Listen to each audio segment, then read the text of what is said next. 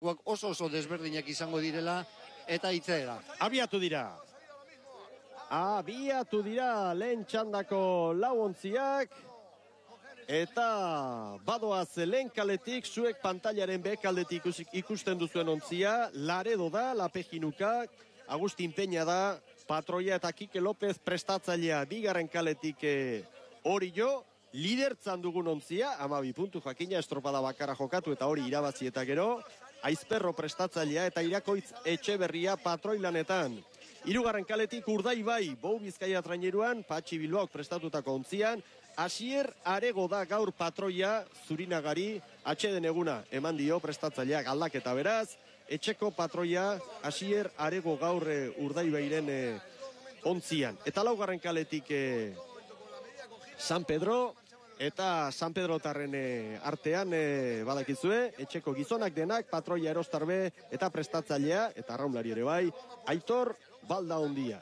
Eta esan behar dizuet, atzo estropada jarraitu etzen uterontzat, atzo hori joke lehen txandatik garaipena lortu zuela, baldintza hobeagotan aritu zen, gaur batekin da besteakin piti bat hitz egiten jardun gara, eta ia aho batez onartu da, baldintza hobeagotan izan zirela atzo lehen txandako ontziak eta antzeman zen hori gero zailkapenean. Mekos hirugarren izan zelako, Laredo 5. eta Cabo da Cruz 7. Beraz, atzo lehen txandan aritutako txarrena ere 7. izan genuen eta horrek ez du zalantzetarako lekurik ipintzen. Lehen datoa orain gaurko lehiari buruz, Urdaibai segundu bateko abantaila hori, 2 segundora San Pedro, 3 segundora Laredo.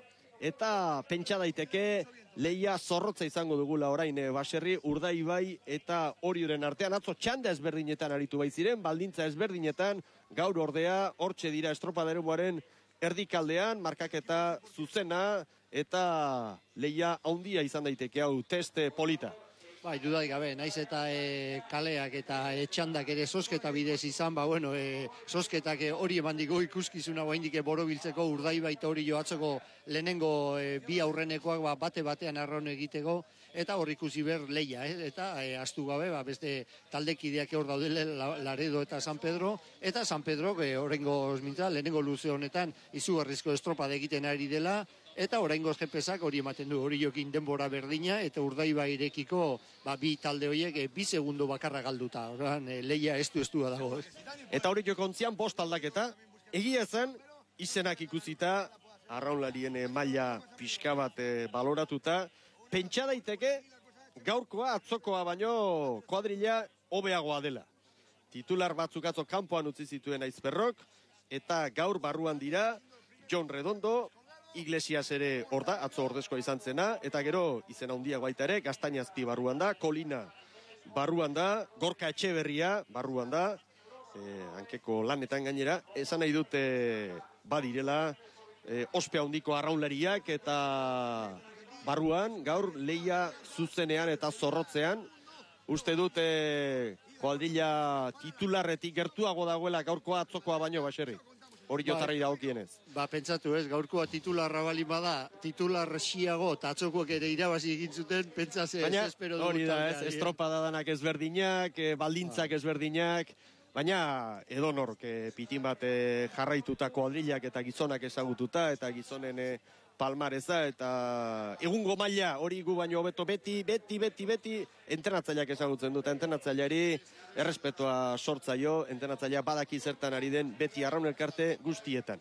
Momentuz Urdaibai gontziba sartu dio hori, antzematen da irudietan, eta Orio eta San Pedroren artean tartea iaia ez dago. 3 segundora une honetan Orio eta San Pedro, 9 segundora Laredo. Laredok metro asko galdu ditu erne. Oraintxe hartuko ditugu erreferentzi egokiak. Hor dira buruan Bermeotarrak, 16 behin-behineko aguk harturikoa, baina nahiago dute epaimaiak emandako erreferentzien zai.